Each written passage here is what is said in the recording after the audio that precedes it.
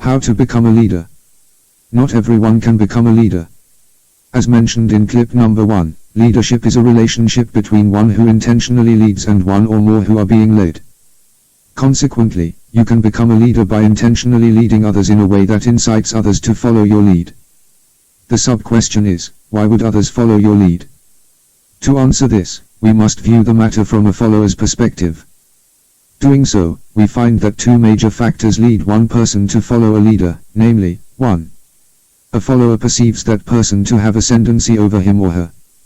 2. Social conformity. Let us first take a look at perceived ascendancy.